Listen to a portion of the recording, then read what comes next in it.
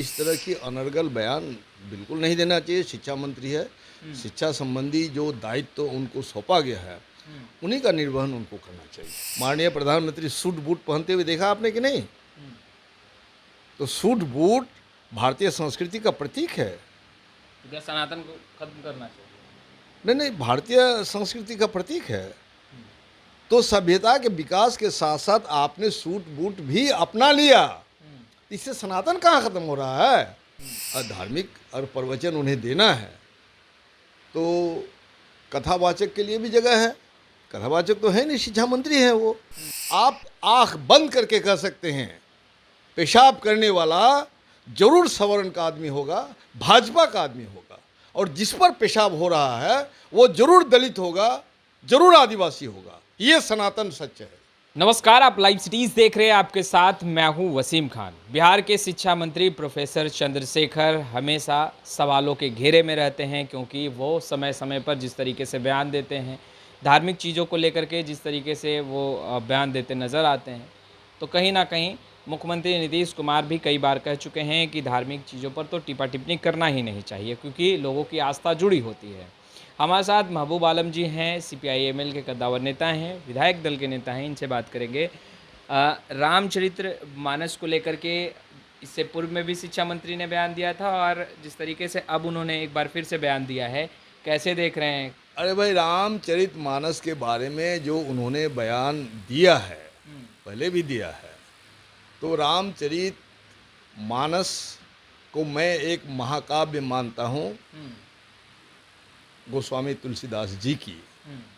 वो इतिहास नहीं है। मैं उसे धार्मिक किताब भी नहीं मानता हूँ। अच्छा जी, मैं बीइंग ए स्टूडेंट, मैंने रामचरित मानस पढ़ा है। अच्छा, आपने पढ़ा है? हाँ जी जी जी। दैहिक दैविक भौतिक तापा रामराज कबहू नहीं व्यापा, ये मैंने पढ़ा है उसको। अच्छा। क्योंकि हिंदी का स्टूडेंट, संस्कृत का स्टूडेंट मैं रहा हूँ, अच्छा। इसलिए मैं उसको उस रूप में देखता हूँ। और उस महाकाव्य के प्रति बहुत लोगों की धार्मिक आस्था है।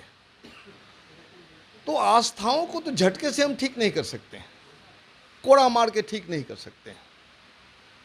उसके आज की परिस्थिति में रामचरितमानस की जो चौपाई हैं, उनके दोहे, कौन कितना प्रासंगिक है, इनकी व्याख्या अलग अलग महापुरुष लोग कर रहे हैं, साहित्यकार लोग कर रहे हैं। आप शिक्षा मंत्री हैं तो शिक्षा में जो हाहाकार मचा हुआ है, शिक्षक नहीं है। हर पंचायत में आपने +2 स्कूल खोल दिया, शिक्षक नहीं है।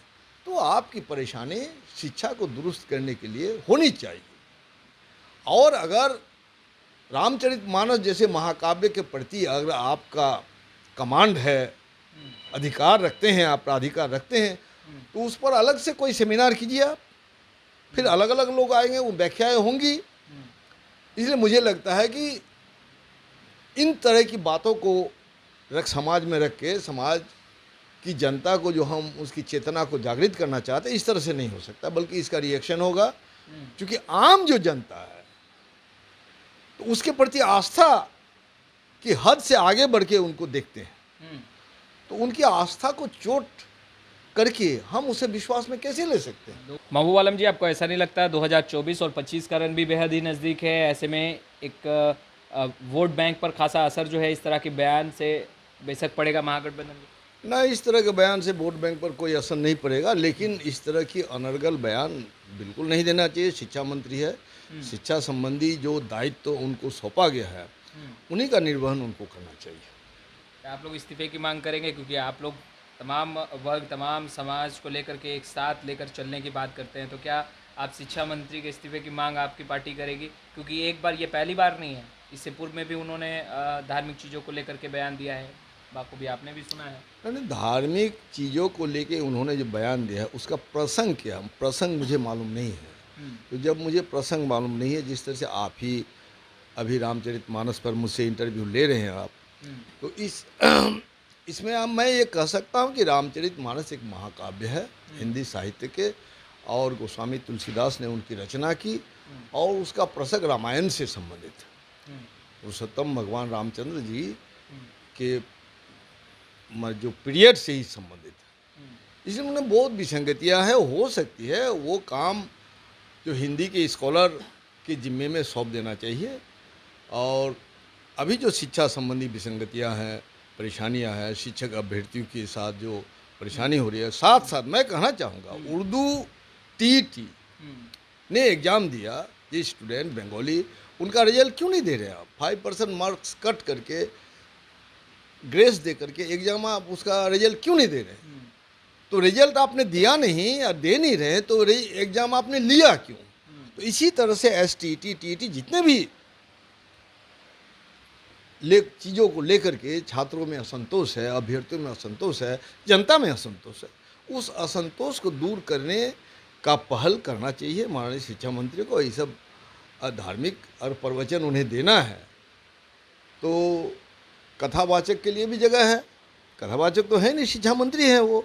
जब कहीं कथावाचन होगा, कहीं धर्म का व्याख्या होगी तो वहाँ जाएंगे तो उनको इनवाइट करेंगे तो देंगे। मुझे लगता है ये सबसे बाज आना चाहिए। अच्छा, बीजेपी लगातार सनातन की बात कर रही है और देश के प्रधानमंत्री ने भी कल जमकर आप लोगों पर निशाना साधा, कहा इंडिया गठबंधन घमंडिया गठबंधन तो है ही मगर सनातन को भी ख़त्म करना चाहते हैं आप लोग। देखिए, सनातन का अर्थ क्या है पहले ये जानना होगा। जो भी जिसने भी जन्म लिया है मौत उसकी निश्चित, ठीक ना। सनातन का मतलब ये नहीं कोई चीज़ अस्थायी तो नहीं है। आज 2000 साल पहले जो मान्यता थी, 2000 साल पहले जो रहन सहन था, आज भी वही रहे, ऐसी जरूरत नहीं। माननीय प्रधानमंत्री सूट बूट पहनते हुए देखा आपने कि नहीं? तो सूट बूट भारतीय संस्कृति का प्रतीक है। तो क्या सनातन को खत्म करना चाहिए? नहीं, भारतीय संस्कृति का प्रतीक है। तो सभ्यता के विकास के साथ साथ आपने सूट बूट भी अपना लिया, इससे सनातन कहाँ खत्म हो रहा है? अब रूढ़िवाद पर अटके रहना चाहते हैं तो भारत की जनता रूढ़िवाद पर अटके नहीं रहना चाहेगी। जुमलेबाजी पर उनको भरोसा नहीं है। वस्तुगत स्थिति पर आपको बयान देना चाहिए और देना होगा। और वस्तुगत स्थिति जो भारत की है, 121 भूख से सफरिंग कंट्रीज में भारत का स्थान 107 में है। ये सच्चाई है, ये इस वक्त का सनातन सच्चाई है। इस पर आपको बयान देना चाहिए। और जो भी आस्था से जुड़ी हुई जो भी गैर मानवीय प्रयोग थे, उन प्रयोगों को लोग त्याग रहे हैं, अपने आप त्याग रहे हैं। उसको त्यागने का प्रयास भी हुआ। छूत का समस्या इस देश में थी, आज वो बहुत ख़त्म हो रही है, लेकिन बहुत जगह है ही अभी अपने अस्तित्व में। अभी देख रहे हैं कि पेशाब कर रहा है किसी के मुंह पर, तो वो आप आंख बंद करके कह सकते हैं पेशाब करने वाला जरूर सवर्ण का आदमी होगा, भाजपा का आदमी होगा। और जिस पर पेशाब हो रहा है वो जरूर दलित होगा, जरूर आदिवासी होगा। ये सनातन सच है, आज की सच्चाई है। तो क्या इसे खत्म करेंगे आप? बिल्कुल बिल्कुल, इसे खत्म कर देना चाहिए। इसको संशोधन की बात नहीं है, इसको ख़त्म कर देने का पहल होना चाहिए। तो ये पहल अचानक झटके से नहीं होगा। शिक्षा का विकास होगा, ज्ञान में समृद्धि होगी। और जो शिक्षा अभी पिछड़ा हुआ है हमारा बिहार, अभी शिक्षक नहीं है, अभी उसको जो है ठीक से परीक्षा हम नहीं ले पा रहे हैं, परीक्षा में विसंगतियाँ हो रही है। बीपीएससी का चेयरमैन कुछ बोल रहा है, आपका सेक्रेटरी कुछ बोल रहा है, आप कुछ बोल रहे हैं। तो इन विसंगतियों को तो दूर कीजिए आप, तब आस्था की विसंगति को दूर करने की जिम्मेदारी आपके नहीं, बाद में जनता देख लेगी। तो आपने सुना महबूब आलम को। खैर, इस वीडियो में इतना ही। आपका बहुत बहुत शुक्रिया।